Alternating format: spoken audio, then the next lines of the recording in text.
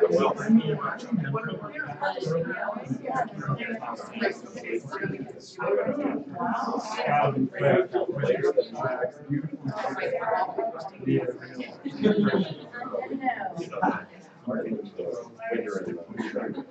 good morning, everybody.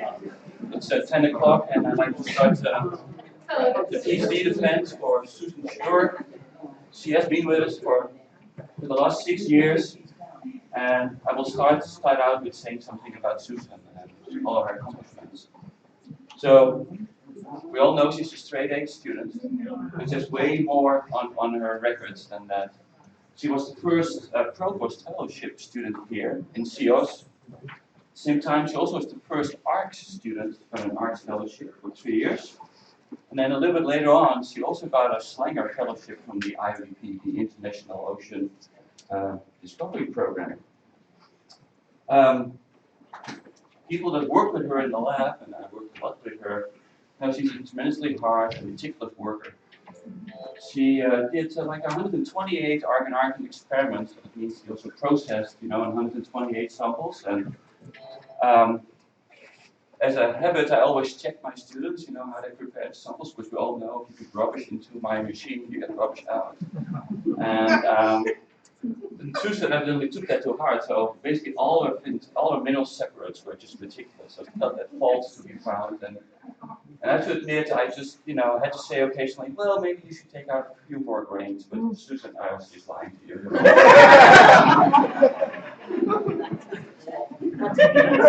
She also, quite remarkably, she did an awful lot of seagoing work. She went on at least 3 long expeditions, 2 of 2 months, 1 of 1 month, and then a few small expeditions.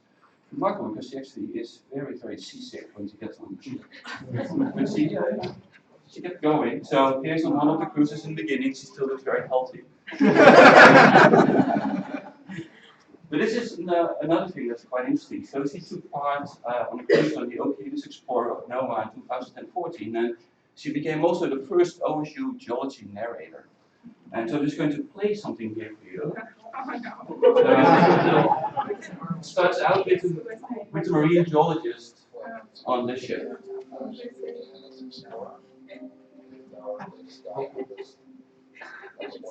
Be quiet. Just off the eastern seaboard of the United States. We are trying to become an unnamed and unexplored town. And in fact, we, in the Okeanos Explorer, has actually been the first to map the seamount in high resolution multimeter. What we're diving on today is a almost perfectly star-shaped seamount. But what happens sometimes is that when a volcano builds up on the seafloor, magma can actually get channeled along in a linear direction, and it will form what are known as rift arcs.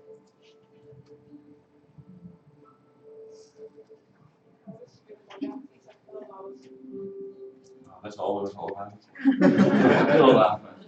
The frustrating thing for Susan and me was that actually this was a very interesting RFP cruise, but they couldn't take samples. Most of those seamounts have actually not been dated, and I wish actually she picked up some rocks for me there. So this is the final slide. So she has some other things that she did quite nicely.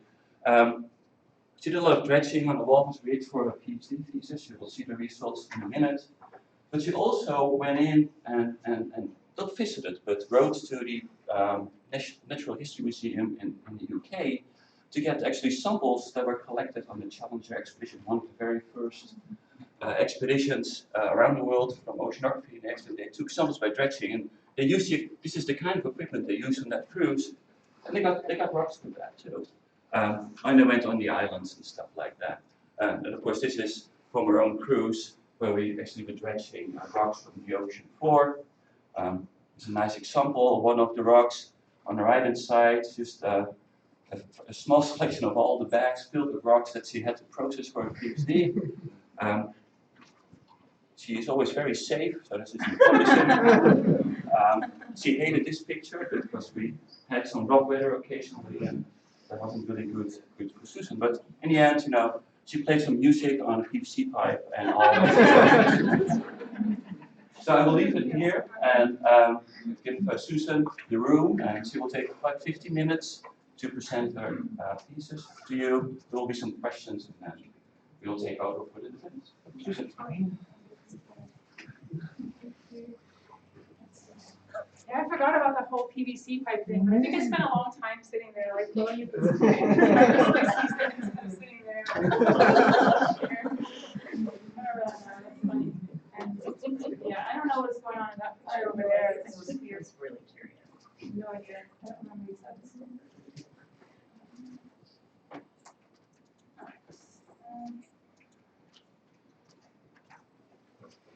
Okay, well, here I am after 6 years.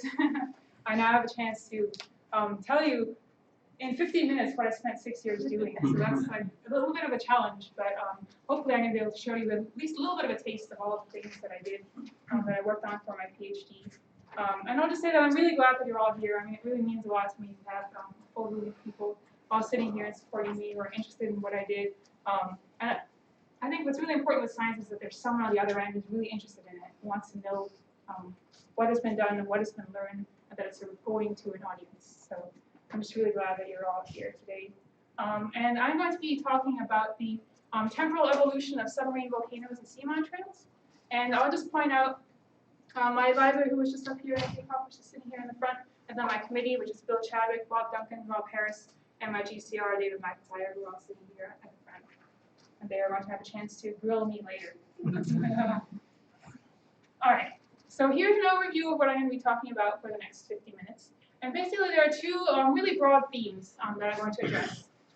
First of all, I'll be looking at the temporal evolution of volcanoes that erupt underwater. And then I'll be looking at the geologic histories of interplate seamount trails. And specifically, there are 5 sections. First, I'll have a brief introduction to sort of show why we should study seamounts in the first place. And then I'll go into the 3 papers that I wrote for my dissertation. And paper 1 is looking at Northwest Rhoda Seamount. This is an active arc seamount. And paper 2, I'll be looking at the Tristan da Cunha Island group. This is an active island group in the South Atlantic. And for paper 3, which is really sort of the meatiest one of those, I'll look at the Young Walvis Ridge Geo province, also in the South Atlantic, and you'll hear a lot about that. And I'll just very quickly close with a brief synthesis of what we know now that we didn't know before. And so I guess one of the objectives of a PhD dissertation is really to show what is the contribution to the field. And so that'll be my chance to show what have I contributed to the field by doing this PhD. All right, so to begin with, here's a brief introduction of why we should study seamounts. Why are they interesting? Why is this worth our science, I guess? And as you can see from these images, seamounts are really abundant. And so what's shown in the image up there is a Google Earth globe. And I think that if any of you have spent any time looking at Google Earth and have sort of cruised around the oceans, you'll see that there are lots of seamounts. There's all sorts of volcanism going on in the oceans. And so that immediately sort of invites a lot of questions, both scientifically and just out of public interest. So what's shown here, more than 25 million seamounts greater than 100 meters in height. That's an estimate, but that's quite a large number of seamounts. And not only are there a lot of seamounts, but they also form all sorts of shapes. As you can see in this picture of the Pacific here, that's the South Atlantic up there, and what's shown here is the Pacific. And they make all of these lines. And so that's really interesting. We're trying to explain and understand why those lines have formed like that. So geologically speaking, we want to understand why that's going on. So this might seem a little bit obvious, but seamounts are also mountains. And so what's shown in the diagram here, this is Blue Seamount and this is Moby Dick DO. And when you compare these with Mary's Peak and Mount Hood, they're actually very large. So even a Blue Seamount, one of the smaller seamounts that I studied, is almost as large as Mount Hood. And so what's shown up here in the diagram is actually Mount Hood. And I put this diagram, usually this picture, into presentations so that people can get a sense of trying to imagine what would happen if you drained all of the water out of the oceans and you were driving along the seafloor towards one of these seamounts. That's exactly what it would look like. Now, I don't think there's any question in our minds that we need to understand Mount Hood or other mountains that are on land. They're right there, and we ask all sorts of geologic questions about them. So why shouldn't we understand these seamounts? Just because they're underwater, that doesn't make them any less important. In fact, I think there's a lot of really interesting things to be studied about seamounts. What's shown up there on the right are 2 images of seamounts that are of different sizes. There's a small one and a large one. The large one has these, what's known as rift arms that are radiating out. So geologically speaking, we're interested in understanding the size of these seamounts and their shapes. Why do they have such a variety of shapes? So these are some of the geologic questions that we're trying to answer. Now, how do seamounts form? Well, there are three main settings of seamount formation. One is at mid-ocean ridges. So this is a location where two plates spread apart, but we can actually get seamounts forming in this axial region. And then we can get these near-ridge seamount trails forming on the flanks.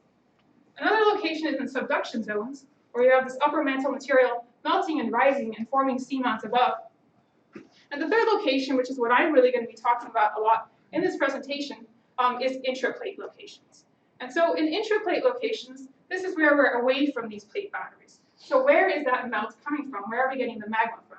Well, it comes from these semi-stationary melting anomalies known as mantle plumes, shown down here. And they rise up from the core mantle boundary, and they hit the base of the lithosphere. They generate seamounts at that location. And this is how we generate intraplate seamount trails. As shown in the diagram on the right, we have these semi-stationary anomalies, which form what are known as hotspots at the surface. And as the plate moves over this hotspot, it creates an age-progressive trail. And so the general model of how these mantle plumes work is that you can see here on the bottom, we have a plume that's rising up from the core mantle boundary. It has a head and it has a tail. Well, first this head hits the base of the lithosphere, and it creates what are known as flood basalts. So if any of you are familiar with the Columbia River flood basalts, that's what was going on here. They're also known as large igneous provinces. I'll show you those a little bit later in the presentation. But basically, we get this huge, voluminous outflowing of lavas. Now, the hotspot there, the head of the plume sort of dissipates, and then as the plate keeps moving, we have the tail that's impinging on the base of the lithosphere there, and it forms these seamount trails. So as volcanologists, we might also be interested in active submarine volcanism. Where are there volcanoes actively erupting underwater? Now, as I showed in the previous slide, there are three locations where we get seamounts. So we can get some seamounts forming here along the mid-ocean ridges. All of these stars show these hotspot locations, these mantle plume intraplate locations. And then what's shown in red are the trench and subduction zone locations. And currently, most of the seamounts, active seamounts that are being studied are located over the trenches and subduction zones. One issue is that of all of these millions of seamounts out there, the majority of them are not actually active because they've moved away from their melting anomalies. They're no longer sitting over these hotspots. However, another challenge with this is just that in the marine environment, we don't have access to these seamounts. We don't know if they're erupting because we can't get there and we can't see them. You know, we might see the lava flow afterwards and say we knew that that erupted, but we can't be there to sort of see it being active. So that's sort of another challenge of identifying active volcanism. But as I'll show in the next section, there's a lot of work that's been done on active volcanoes in the Mariana Arc. So after this brief introduction, it brings me to basically two broad unanswered questions that I'm going to try to address in the dissertation and in this presentation today.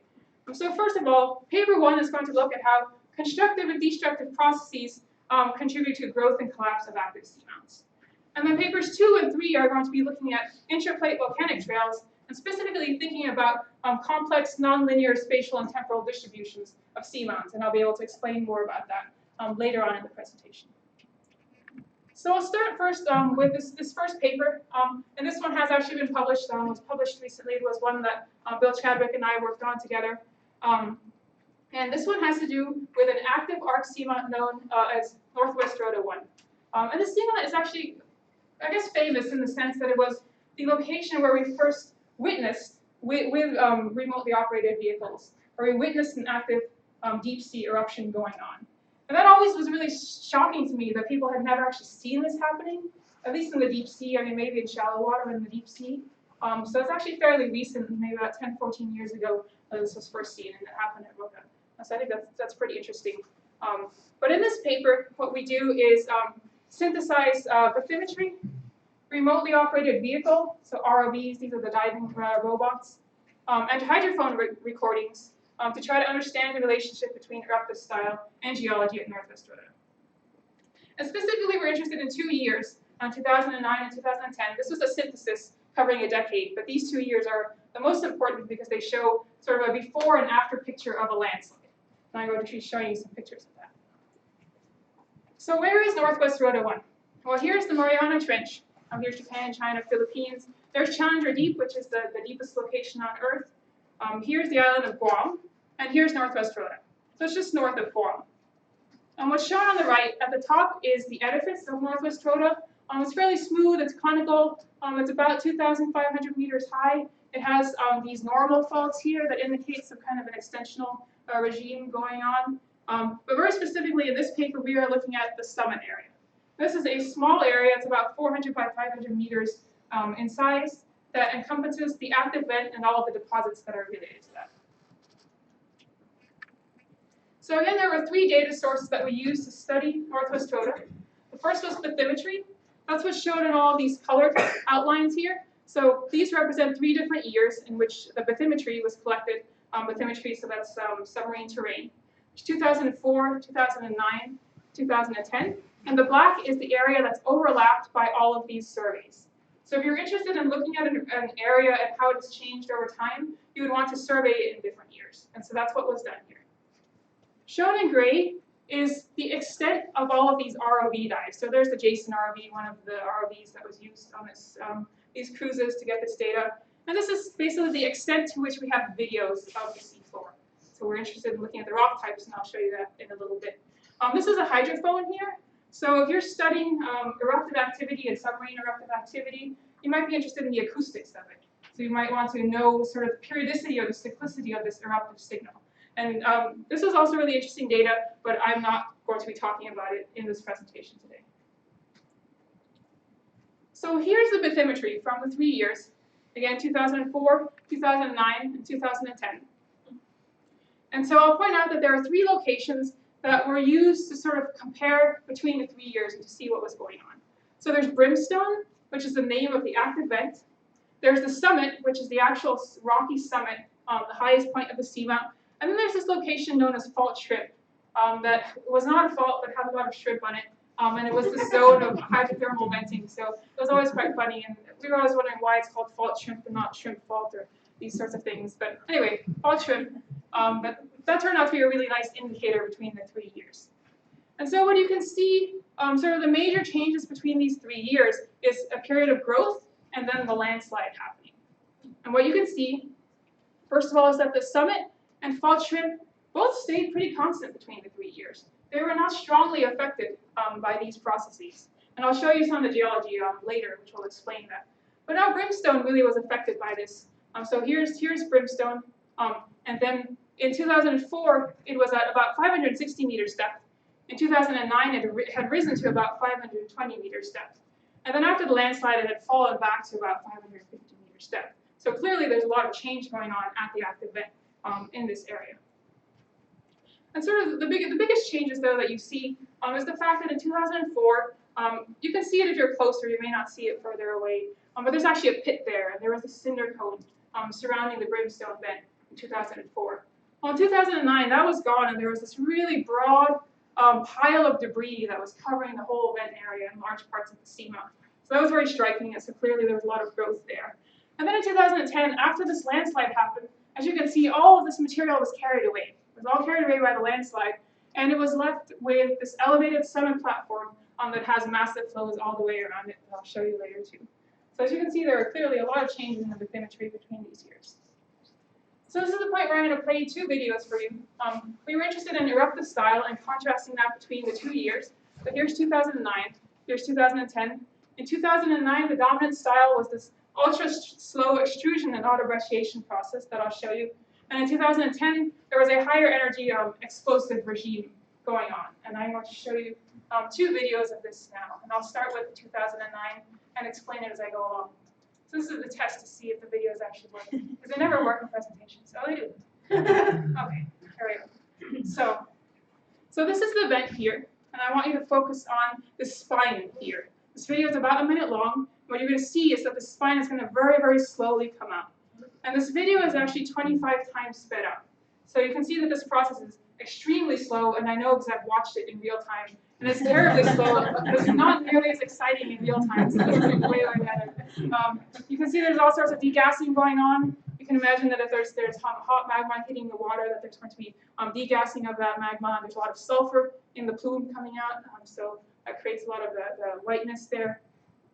As you can see, there's degassing going on there, and it sort of pauses. This whole area is shaking. You can see these blocks here that most likely came from a previous phase of this ultra-slow auto-brecciation process. You can see it's being pushed out, and it's going to eventually fall over and tip over to the side and kind of be abandoned by the vent. So you can see how everything is sort of moved back to that point. So now it's created a new block that can now sort of tumble down the slopes and contribute to the geology. That's the ROV for scale there in the end.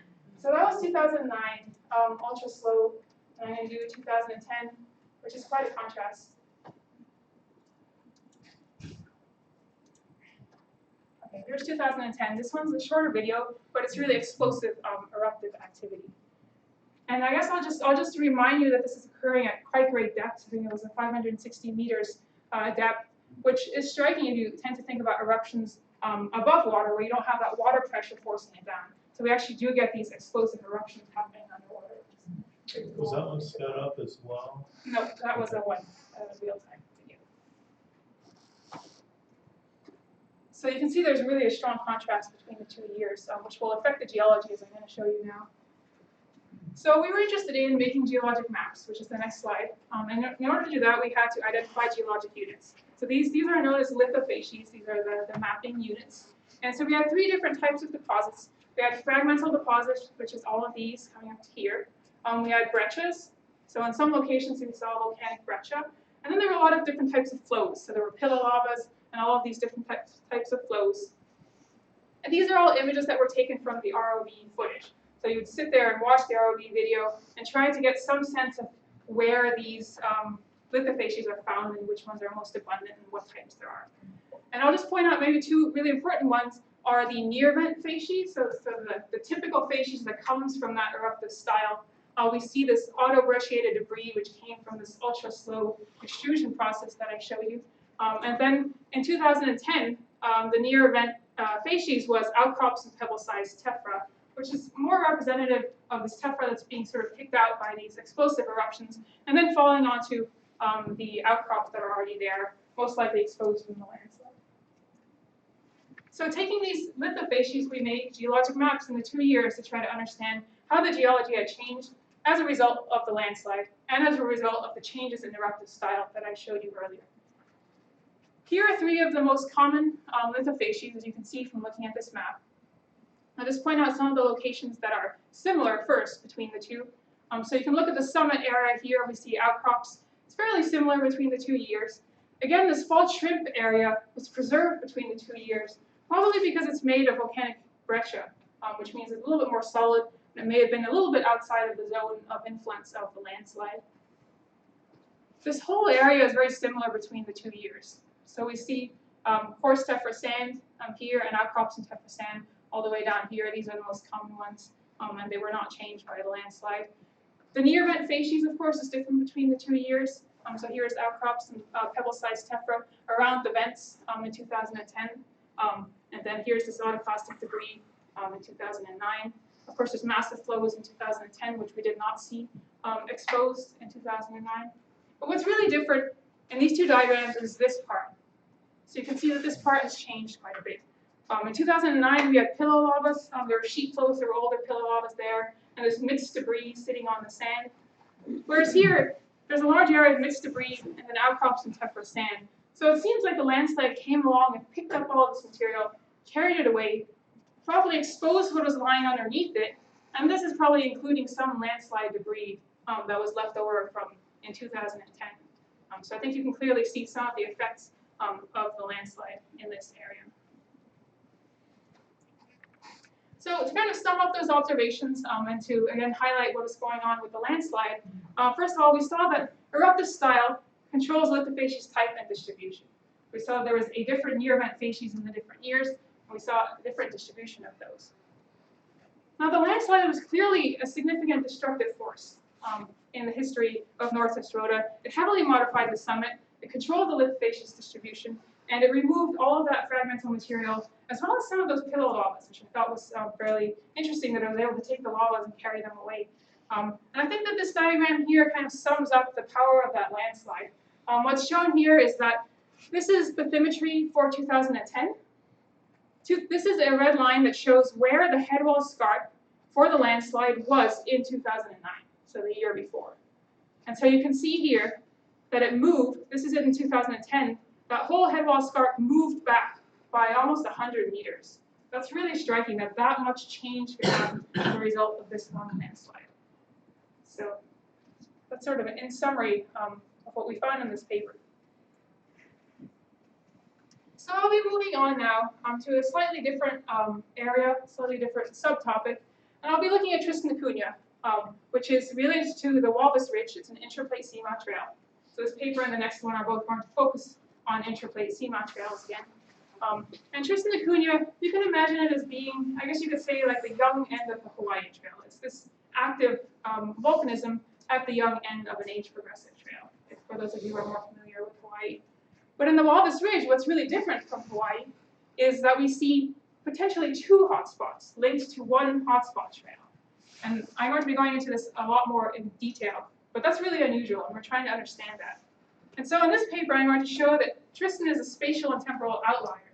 And we decide this based on existing ages, but the fact is that those ages are all unreliable. So what I'm doing in this paper is using new ages to confirm that Tristan is an outlier and suggest that the actual eruptive center is probably somewhere else and not at Tristan.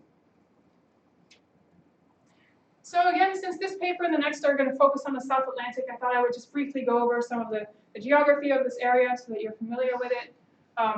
Here's Africa, here's South America, here's the Mid-Atlantic Ridge, the spreading center going down the middle. Here are three broad fracture zones that are used to divide up this area geographically often. And as you can see, that this whole part of the Atlantic started opening about 140 million years ago. And these sort of trace the opening the way that these two continents were moving apart to create what we now know of as the South Atlantic. All of these stars here represent different hotspots and different seamount trails. And so you can see here are Tristan and Gulf. Here's the Walvis Ridge. This is the seamount trail that I'm most interested in. Here's St. Helena, another seamount trail to the north that is also fairly interesting to think about in relationship to the Walvis Ridge. There's other seamount trails down here that are just smaller, they're less continuous, they're lower volume, and as I'll show you later, they're of less interest to our understanding of the South Atlantic. But I will point out that there's a connection between the Rio Grande Rise here on the South American side of the South Atlantic and the Walvis Ridge. If you think about these two as opening, these two pieces were once together.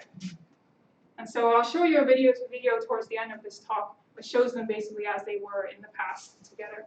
So I'll just point out on the Walvis Ridge that we have these two red spots here. There's the Etineka lip and the Paraná lip. And as I mentioned in the beginning, at the very first slides of the talk, these large igneous provinces, like the Columbia flood basalts, represent that impingement of the plume head onto, in this case, the African continent here at the opening of the South Atlantic. And so that's very small, but you can see here what are known as seaward dipping reflectors. These are sort of the seismic indications of more submerged lavas from this lip. And so you can see that there's a lip, and then here's the extension of the seamount trail. So I'll go into more detail on the Walvis Ridge. And as I pointed out earlier, there are several reasons why we might be interested in Walvis. Well, first of all, it's one of the only hotspot trails that has a very positive and clear connection between a lip and the rest of the hotspot trail. Surprisingly, this lip part is often missing in most other hotspot trails. And so it has this really clear age-progressive trend ending in two hotspot locations. It's also one of the highest volume hotspots in the South Atlantic. It is the highest volume hotspot trail. And it's also one of the longest lived hotspot trails in the world.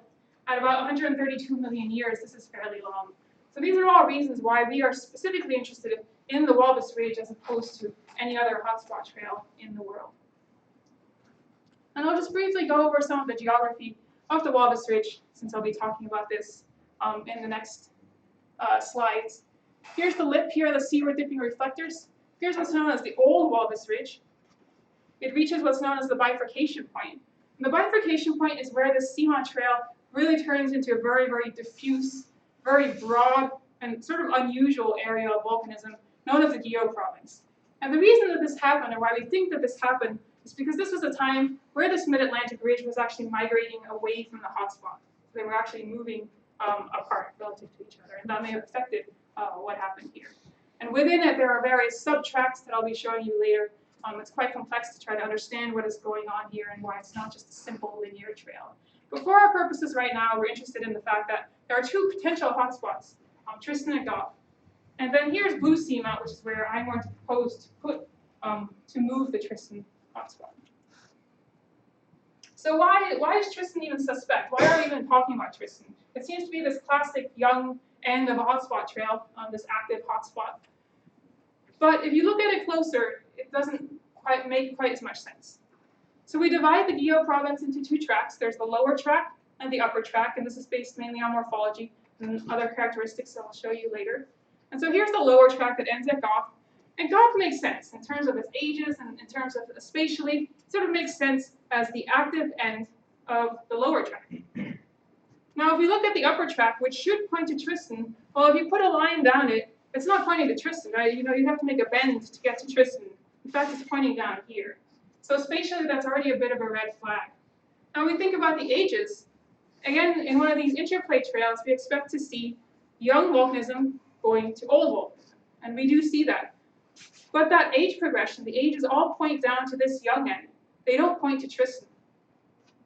And in fact, we don't even know how old Tristan is. There's an unreliable age of about 17 million years. We don't know if that's accurate or not. It's unlikely, but it's not been refuted. There's a slightly more reliable age of 1.3 million years, but that's also slightly questionable. So how old is Tristan? We don't know, but that was the objective of this paper, was to be able to put a number to that and to understand that. So these are the results of the age dating that I did. So I was working on geochronology, and I conducted 33, 40, 39 argon step heating experiments, which were then combined into 20 new ages for Tristan da Cunha. And Tristan da Cunha consists of actually 5 islands. I'm showing 4 of them here. Here's Tristan, Inaccessible, Nightingale, and Middle. These are different islands in the Tristan group. And so I was using this method to try to determine how old these islands were.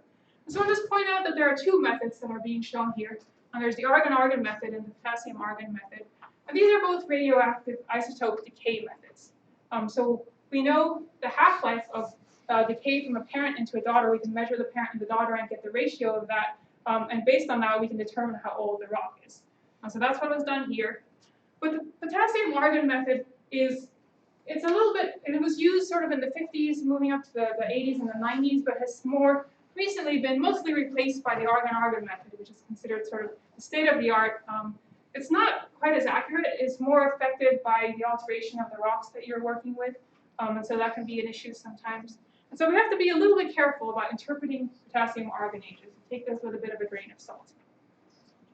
And so what's being shown on this diagram here is basically on the left side is the situation, our knowledge before this paper, and on the right side is our knowledge after this paper. And so without the new ages, all of these old, least reliable potassium-argon ages are very old. This is where the 17-million-year-old age comes from, which seems really unusual for an active hotspot. And then here's the 1.3 million-year-old age, slightly more reliable ones, but in general, the islands are thought to be quite old. Well, we show, with our new ages shown in red, that all of the islands are extremely young. And in fact, this was really striking. We redated the 17-million-year-old sample, and its true age was 320,000 years old. So this was completely and totally incorrect. And not only that, but the 1.3 million-year age that was an argon-argon age ended up being 58,000 years old. So that was also, to some degree, incorrect. So this is quite striking to me that these could be so off. But what's shown here then is, I guess, our attempt to decide what is the maximum age for Tristan. And so the gray box here indicates potassium-argon ages for inaccessible, and we choose to rely on our argon-argon ages instead, and therefore say that the maximum age of Tristan is 1.4 million years old. So what does that tell us, and what does that show us? So here's this diagram again. Well, now we know how old Tristan is. It's 1.4 million years old. So absolutely, it's a spatial outlier. It's a temporal outlier. It should be down here. If it was really the age-progressive end of the tract, it should be down here, and it's not. So that begs the question of where is the eruptive center, and how did Tristan form? Well, first I'll show this diagram here. This shows a process known as backtracking.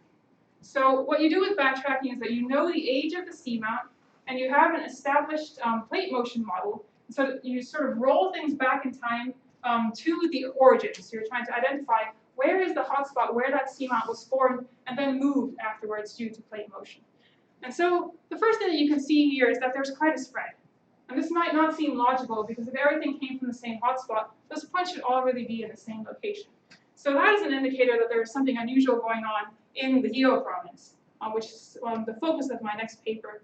But what I really want to point out here is these green points. They backtrack to Tristan, so that seems to indicate that Tristan was their source. So is Tristan the hotspot? Well, the issue with the seamounts that tracked there are that they are perpendicular. They run perpendicular to the main trend of the Walvis Ridge. They're not running in this direction.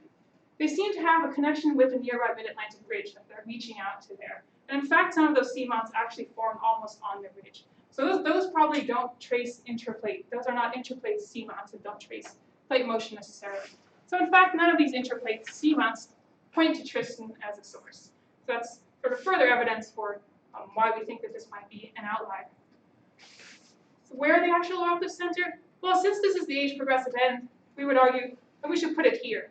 And this is blue seamount, so we take the backtracked location of blue seamount, where that seamount would have originated. We hypothesize that that is where the hotspot, or in this case, eruptive center is. There are two eruptive centers. There's Goth. We are now arguing blue. And what's shown on here is an attempt to explain how did we get Tristan? If it's not a hotspot, how did it get there? This is modeling results from Gassmiller 2016. And what they did was that they showed upper mantle convection models, and they had the plume entering the system. They showed how this would convect. How would all this plume material move in the area based on local and global flow patterns? Well, they show that there's a very diffuse spread of plume material all over this area. And so you might ask, why Tristan specifically here and not something elsewhere in that whole region where you might get plume material coming up? Well, there's actually a fracture zone along here, a fairly significant one. And so that could be an area of weakness and an area of decompression melting where Tristan could form. And finally, what's shown here in the model is that there are these two focus points that are a little bit offset. You know, these models can't always fit the fine scale details perfectly, but you could move these both equally down to fit the actual locations of blue and Goth. So I think there's some good evidence for actually moving the Tristan hotspots to the backtrack location of blue. So what are the implications? Well, we moved the Tristan eruptive center. What does this do? It affects previous terminology. Everybody uses Tristan. It's the Tristan hotspot, it's the Tristan trap. In fact, yeah, Tristan is always this terminology that's used relating to the Walvis Ridge. Not always Goth, but always Tristan. It affects age progressions, which is something I'll show you in the next section. And this is when we set the location of the hotspot and think about the relationship of the ages of the seamounts to that hotspot location. So if you change the hotspot location, you're probably going to change the age progression. And it affects African absolute plate motion models. Previous models tended to use the midpoint between Tristan and Goth. Well, we've moved this now, so we should put the midpoint between Goth and blue, and this may change some of the models. So those are some of the implications of this finding. Okay, so this is the third paper, and I'm going to spend the rest of the time on this one, so probably about 20 minutes. This is sort of the broadest paper and tries to bring together all sorts of information to understand what's really going on in the young Walvis Ridge geoprovince. And so what I'm doing is presenting a new data set of about 30 seamount ages to better understand what's going on with this really broad bifurcated morphology that I've been showing you in previous slides. And specifically, we also want to understand, improve our understanding of how mid-ocean ridges may have interacted and influenced interplate seamount trail formation. So I just wanted to start with a couple of slides to, again, give a sense of the broader picture of why we're interested in the Walvis Ridge specifically, as opposed to other seamount trails out there. So I've sort of hinted at plate motion modeling. But one reason that we're really interested in these seamount trails is they can help us model plate motion. So you can imagine that you might want to understand Earth history better by knowing where the plates were, how they fit together, and where were the continents. And it can also help us understand something about hotspot motion, which is something that I won't go into too much, but it's something that we're interested in. And the way that this is done is by fitting an arc to the geometry of the trail. And since this is on a sphere, so we're talking about spherical geometry, we can have what's known as an Euler pole. And if we rotate the plate around this Euler pole over the hotspot, we should be able to generate this trail. Now if we add ages to that, we can get a velocity. So we can get a direction and a velocity of plate motion based on this trail. And the reason why it's so important to do that on these trails is because it gives us a sense of absolute plate motion as opposed to relative plate motion. So if you think about relative motion between two plates, if you look at a mid-ocean ridge and two plates are spreading apart, you can measure how fast they're spreading apart and sort of in what direction they're spreading apart. But that's just at that location. You know, if you want to understand the whole system, you know, how is that whole system moving, that's an absolute sense. And in order to do that, you need a reference frame, an absolute reference frame. And since I showed earlier that these plumes come from the deep mantle at the core mantle boundary and are thought to be semi-stationary, well, that can be our reference frame. So these can actually record the absolute motion of plates. And so they're really useful for our understanding of plate motion models. And so here's an example of what this might look like. A previous model that was done by O'Connor and Duncan in 1990 for the Walvis Ridge, and they fit a best fit line through the geometry, this broad geometry of the Guyot province. So then, again, why is Africa so important? I still haven't answered the question of why is Walvis so important. Well, as you can see here, there are of course many plates in the world, and we have to understand how they all move together. You know, we can't just look at two sets of plates. In some sense, we have to have a plate circuit. We have to have them all fit together. We can't have one plate sort of we can't have the Earth becoming smaller, I guess. And so in order to do this, we have to basically, we develop relative plate motion models for all the plates. We can have those, it's easier to determine. And then we choose one plate. We have an absolute plate motion model for that one plate, and we move everything relative to that one. So that one plate is moving in an absolute sense. Everything else is moving relative to it. So if you have a system like that, of a global plate circuit, then you better have a really good absolute plate motion model for that one plate. And as it turns out, that one plate just arbitrarily tends to be Africa. People tend to hold Africa stationary in their plate motion models. And there's probably two reasons for that. Well, one reason is just that in the past, people thought that Africa had actually been stationary, fully, absolutely stationary, for the past 60 million years, which is absolutely not true. As you can see, that there's a lot of motion that has happened here. And the other reason is, if you look, there's all of these divergent margins all around Africa, so you can think about it as being sort of buffered. There's also a lot of relative margins where you can think about relative plate motion. So therefore, Africa is very important. Well, how do we determine a really good absolute plate motion model for Africa? Well, St. Helena is really low volume. That's going to be a little bit tough. This is Rio Grande Rise here, and then this part of the trail is really discontinuous. So that's difficult. So I pointed out all of these hotspots down here, all of those trails are rather discontinuous. Well, it leaves us with only Walvis. That's really the highest volume, longest lived, most reliable hotspot trail on the African plate. So this is one example of why Walvis is so important to understand not just local plate motion, but global plate motion. And of course, as I mentioned earlier, it's a very complex situation. If you're trying to understand sort of the broad range of types of plumes that we see out there and how they behave, Walvis is really unusual in that respect. It's so broad. Most of these hotspot trails, as you can see here, is Hawaii down the bottom right. It's only about 100 kilometers across. It's fairly linear, I think we could say. It has a very distinct trail. It's very clear how the plate is tracing the plume, the motion of the plate over the plume. Well, here it's not clear at all, right? Here's Tristan and here's Gulf. They're located about 400 kilometers apart. That's really broad. It's really unusual for a hotspot trail. So how can we understand what's going on here? And how are we supposed to fit some kind of a plate motion model through this when it's not clear where the plate was moving? That's the objective of this paper, is to try to understand what's going on here. I didn't point out that what I've done here in this diagram is the red is the St. Helena Trail overlain on top of the Walvis Ridge Guyot province. So this has been sort of superimposed. As you can see, they're both very broad. The sense that all of these seamount trails on the African plate are very broad. Okay, so here's the Guyot province. And I'll just point out again that we're focusing on the Guyot province for various reasons. We could have been working on the old Walvis Ridge, but in fact there's a German group that has done a lot of work up there now. And this whole trail was sort of split between us in the south and then the German group in the north. And they're determining ages for all of those seamounts up there. But I think the Guyot province is also a really interesting place to be working, because this is sort of where a lot of the action is taking place We have the bifurcation point up here, and then all of these seamounts and geos sort of radiating out here.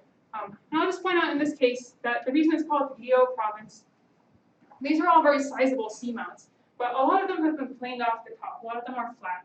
And that's what a geo is that it's a seamount that has once been at the surface, and when it has been at the surface, the wave action can sort of scour off the top, and then as it sinks again, it subsides. Then you have a flat top seamount at depth.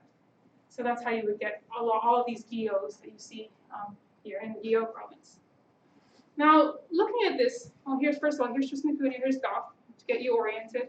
But you might kind of wonder, how can we organize this? You know, if you spend a long time sitting at a desk looking up this map and you're trying to look at all these seamounts, I understand, like, you know, what does it make sense or does it not? You start to see things. You know, you see lines where there aren't really lines, and you see all these patterns where there may not really be patterns. But there are a couple that really actually are existing patterns, and I'll point those out. So there's something known as the middle track.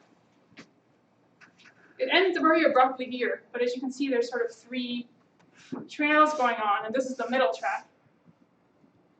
Now there's another one known as the Crawford track, and that's this line that cuts across here, which is really unusual because it doesn't follow the trend of the Walvis Ridge. I mean, it really just cuts diagonally across. So that's sort of a question. And then there are these two broad trails that I've mentioned earlier. There's the upper track, which we now trace down to backtrack location of blue. And there's the lower track, which traces down to Goff here. So these are the two tracks that I'm always comparing and contrasting in this presentation. So what did we do to try to improve our understanding of the situation? Well, we determined we had 95 new step heating experiments, which were then condensed into about 30 seamount ages by taking always the oldest age for each seamount. So that makes our data set of 30 ages.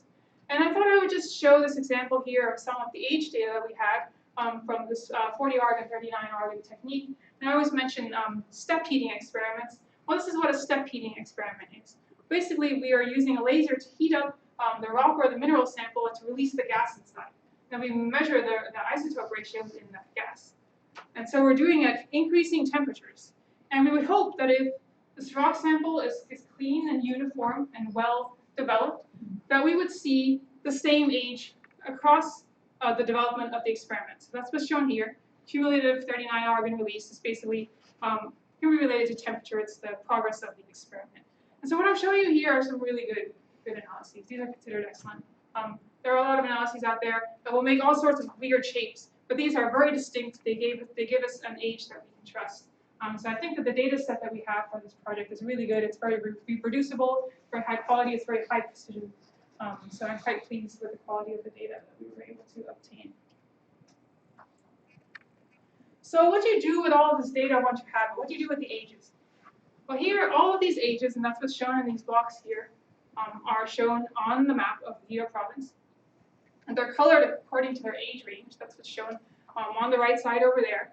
As you can see, we start young. That makes sense. Here's the active end. Here are the hotspot locations. And then we're going towards the older end. So we see the older ages there. What's also shown are lines that link coeval points. So we have two ages that are the same. There's a line that connects them. And what's striking about that is you see the lines sort of span this whole 400-kilometer broad area of the geo province. Now that's pretty unusual. It really it proves that we have volcanism happening at the same time, 400 kilometers apart, relating to the same plume system. So it's sort of proof of what's going on, how unusual it is, what's going on at the Walvis Ridge. Now the other thing that we see here is that these lines tend to go perpendicular to the trend of the ridge here in the middle, but as we get towards the young end here and towards the older end, they stop making sense. They don't form the patterns that we would expect to see. And so a different way of looking at this age data, there's obviously something going on, something suspect. Another way to do this is to think about an age progression. And that's what's shown here. So this is angular distance from hypothesized source. So that would be the hotspot location or the eruptive center. And here's the age. And again, if we think about this whole model of the plate moving over the hotspot, expect these seamounts to sort of uniformly get older as we go further away from the source. And any changes that we see should reflect some change in plate motion. If the plate is moving a little bit faster, we'll see a change in slope. Or if it slows down, then we'll also see a change in slope. Now this gets very tricky with the DO province because again we have the lower and the upper track. We have to, in this case, treat them separately and think about them differently. As you can see, there's stage A, B, and C, and the lower track has no C because it doesn't have seamounts and they're quite that old. And so if we best fit lines to these groups of points, we can come up with an actual rate for the plate. And that's what's shown on the right side over there where it says rate. It's in millimeters per year. This would be the actual speed at which the plate is moving. And those are reasonable rates if we're thinking about the South Atlantic and the spreading of a slow mid-Atlantic ridge. And B is a little bit faster, so it seems that there's this period where things were sped up a little bit. But what's really concerning is the fact that the upper and the lower track are quite different. Not only do they record different rates, but those stages are bracketed by different age ranges. And that doesn't make sense, because if you think about having two eruptive centers, you have the same plate moving over those two centers. How it really should be tracing, those two centers should be tracing the exact same motion, but they don't. And so that's an issue, and that's what we're trying to explain, and I'll spend the next 3 slides providing some hypotheses for why this does not make sense in the way that we would expect it to. So one thing that is clearly happening is that there is some channeling of material, potentially by fracture zones. So this is a fracture zone here. This is the inactive extension of this transform fault here at the Mid-Atlantic Ridge. As you can see, these fracture zones actually cross over the Guyot province in many locations. So if you look at this red line here, this is a dividing line, we see that everything above it actually seems to trace what may be plate motion. It all follows the same direction. Everything below the line seems to run parallel to these fracture zones. So this volcanism may actually be modulated by the fracture zones and may not represent plate motion in this case. And strangely, this is occurring at different times of 26 million years and 41 million years in the different tracks, which again tells us that there's something strange going on in the system. So this is sort of the big slide that tries to pull a lot of things together. And this is another explanation for what's going on with these two tracks and why they are different. So what I'm showing here, again in the black, is the outlines of these seamounts in the Guyot province. What's shown in colors, the colors indicate a value known as delta H. So delta H is the difference between the seamount and the crust underneath it, right? So it'll give you a sense of how old was the crust when that seamount was first formed. And you would think that if all of these seamounts from the different tracks formed over the same hotspot location, they really should be forming over the same oceanic crust age. And what we see here is that in fact, it's very uniformly different. So there's really a division between these two colors. So we see here that the greens are the lower track, and then these colors here are the upper track. And you can see that based on this value, these two tracks really did come from two different locations. So this is really confirming something that may have seemed obvious, but there was no sort of proof for what was going on. So that's quite important. And now we can start to think about, well, if there are these two locations that these tracks originated from, what's going on there? What are the differences between these two locations? So here's blue, and blue, the backtrack location of blue seamount, sits on oceanic crust that's about 12 million years old. Goff sits on oceanic crust that's about 30 million years old. So the difference between these is when we think about lithospheric thickness.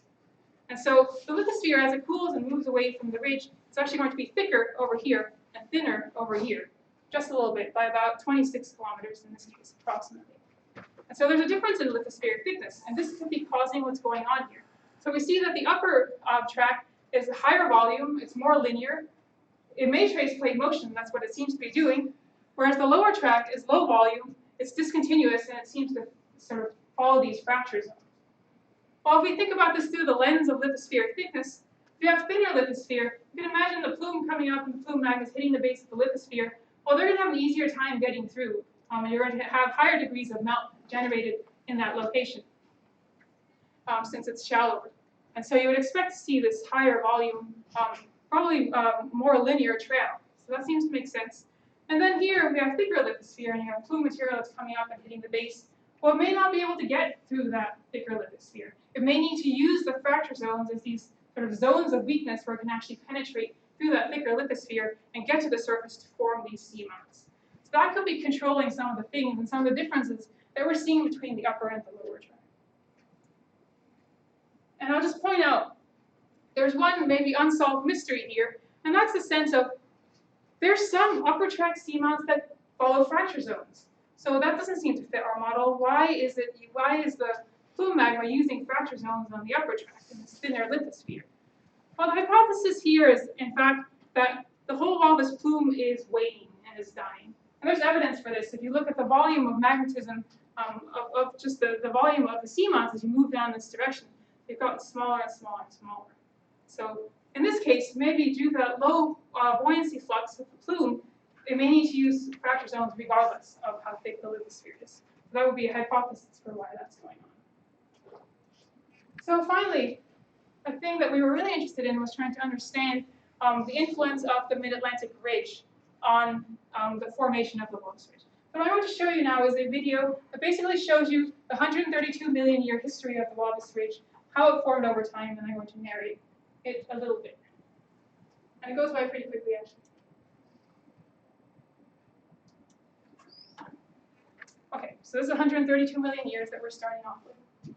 And as you can see, the South Atlantic is just opening very slowly, but you can start to see the old ridge here. This is part of the old Walrus Ridge that's forming of these two plates. What's shown in black here is the Mid-Atlantic Ridge. It's not always accurate in the older ages, but it will sort of snap into the right location. So there's Rio Grande Rise. So they were once conjunct, they were once together. So we're moving down here. Here's the bifurcation point already. As you can see, this is already the formation of the Yeo province. They're still very close to the ridge, as you can see, and that's critical. There's interactions with the ridge. There's still sort of a mirroring going on between what's happening on both plates. As you can see, the end of the middle track there, this ridge is now moving away from the hotspot. We're now in a fully interplate system here. And so we move very quickly down to some of these younger seamounts. As you'll see at the end, Tristan da Cunha kind of appears out of nowhere at the middle, at the end. And then Goff is the last one to show up. So I guess I'd say the two most critical parts of that are looking at the slide 60 and 40 million years. Again, here you can see that this northwest quadrant of the Yeo province was actually really close to the ridge and probably had some interaction with that ridge. And here, you can see these last seamounts sort of appear. They're reaching towards, the perpendicular ones that are reaching towards the ridge. And indicates there might be some motion of material between the plume and the ridge. So these are areas to be a little bit cautious about. And I'll just sum up. I think based on these ages and some of the hypotheses that I've put forth, we definitely have a better understanding of what's an unusually broad interplate trail. And I think we have a better understanding of which of the walrus seamounts should be avoided for plate motion, because obviously a lot of them may not be suited for understanding the motion of the plate. This northwest quadrant that I just pointed out, on these perpendicular seamounts, we have to be a bit careful there, because they probably track instead the relative motions of the ridge and the plume in that case. The fracture zone seamounts trace the locations of the fracture zones, not necessarily the plate. What we can use is the upper track, the older ages greater than 30 million years.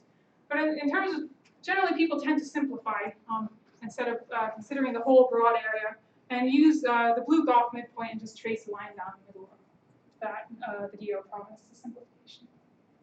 Okay. So as I promised a very brief synthesis, I just have one slide to pull it all together again and remind you of what you just saw.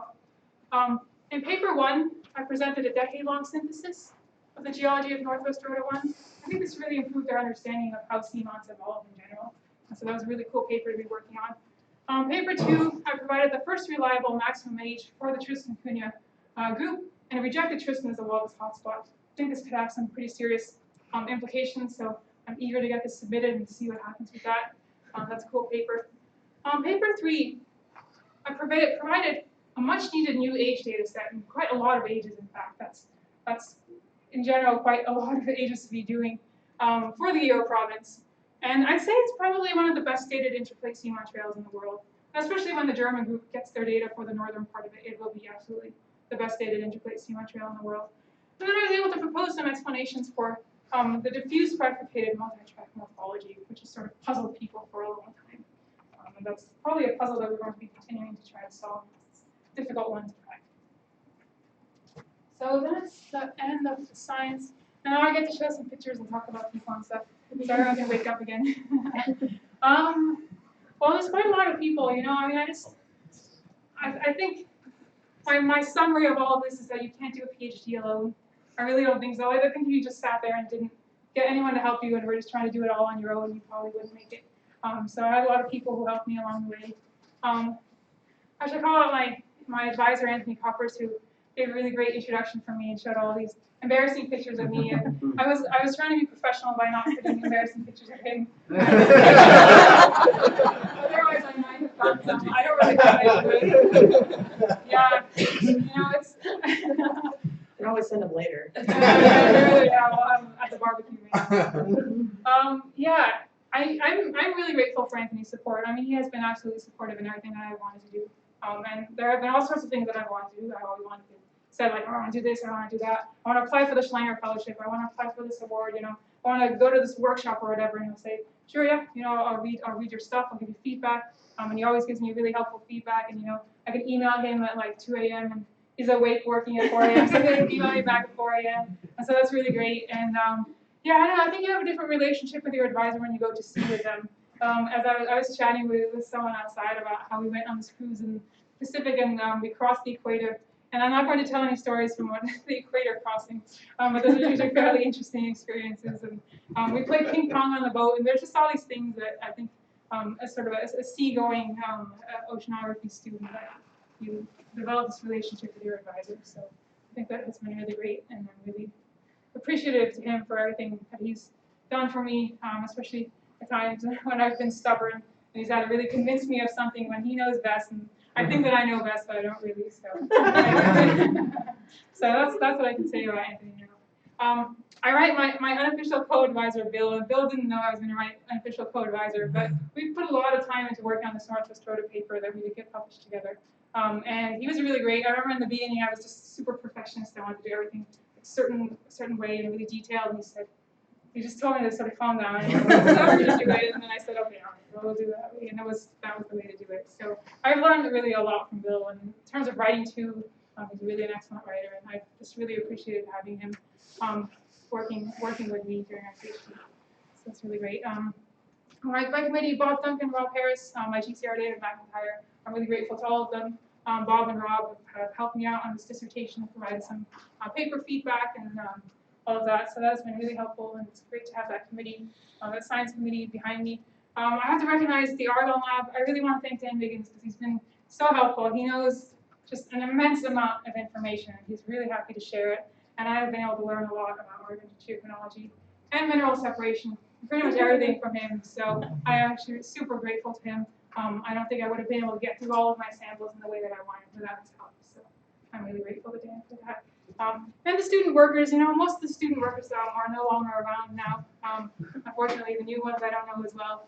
But the ones who were there in my time, we had some really good times hanging out in the Argonne Lab, fooling around, and probably doing things that our professors didn't want us to be doing. But anyway, I wanted to mention my former advisor, and she has no idea that I'm mentioning her. But you know, I feel like there's always a history for people who get to a PhD.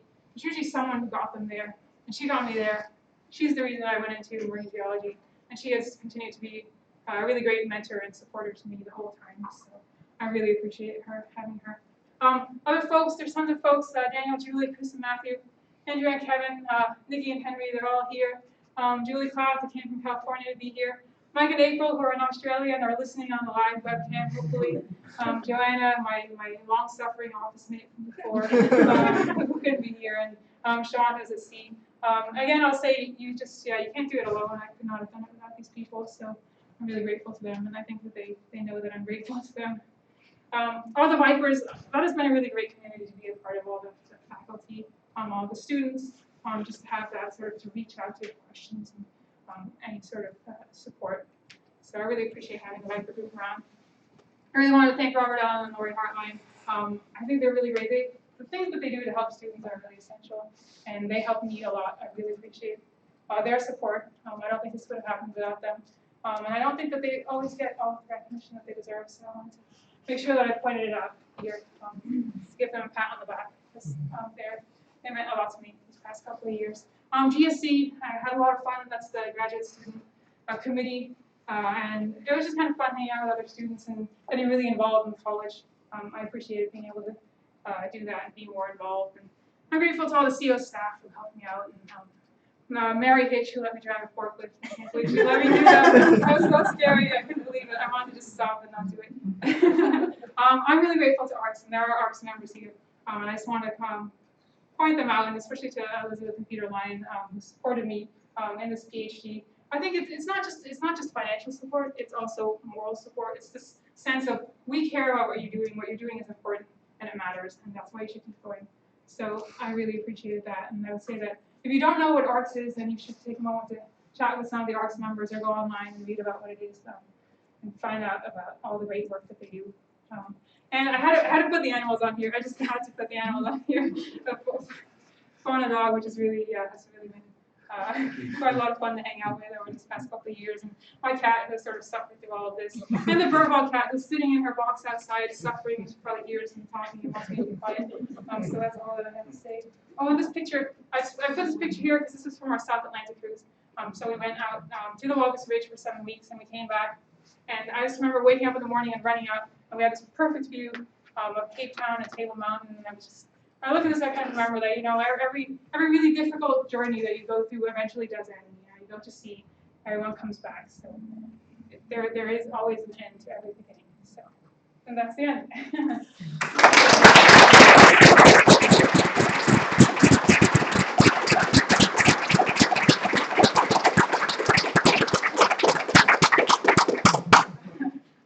Right, so we open the floor now for questions. What is the question?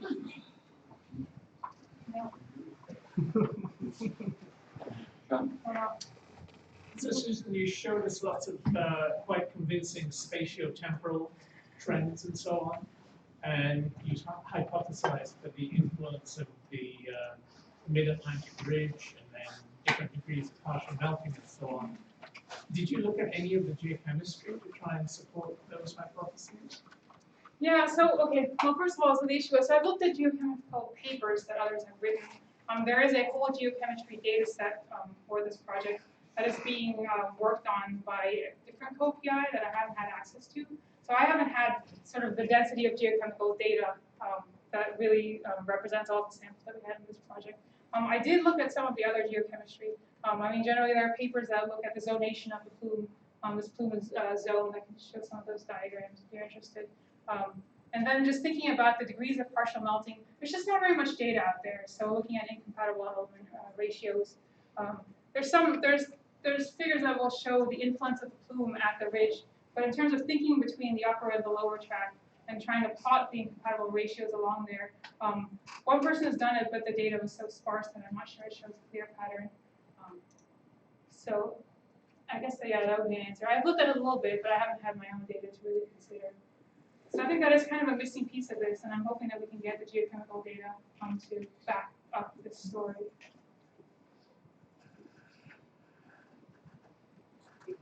Susan, can I ask you a pretty straightforward question, I hope? I was confused on one of your slides that showed if you go back, it shows the angle, it's the scatter plot of the angle, that one there. What's your x-axis? I don't understand the distance from hypothesized source. I don't understand what that metric is. Okay, angular distance from hypothesized source.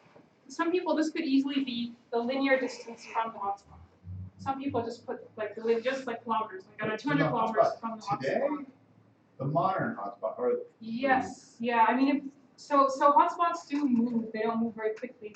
But say that the hotspot has been relatively stationary over time. But in this case, specifically this data, it's taken from Goff, the location of Goff, and the location of the blue eruptive center. That's specifically where I'm starting my track. That's my 0 point. So the fact that this linear kind of also proves that Tristan is not the hotspot as it gets younger. I mean, you wouldn't get linearity with the Tristan hotspot. Well, you would expect. Ideally, you would expect linearity, and so Tristan itself has been omitted from this plot because we assume that it is not part of the fate. Right. So if I put Tristan in here, it would probably end up. I can't remember where it was. But what's weird here is you can see that these two come together, right, when they should really be remaining parallel. They're always separate distance from each other. There's a lot of problems with this. You don't see, you would see a much cleaner data set if you just had a linear trail and you didn't have this whole upper-lower thing going on. And in the past, when there wasn't this much data, people did just have a nice linear trend, and they said, well, look, it's age progressive. But now you add all of this data, and then you start to see the complexity. And that was kind of the objective. Was to throw all of our energy at it and be like, we're going to get as many dates as we can, so that we can try to see the small scale complexities in ages. Yeah, I think you see that come out here. That doesn't make. Is there any solution to the your Euler point of rotation that resolves both these or not? So what I've tried plotting is that instead of considering them from two different hotspots, I put it all relative to the midpoint of those two hotspots. And that cleans it up a little bit, but I think it also hides the complexity in that case, and it makes it seem like it fits better than it really does.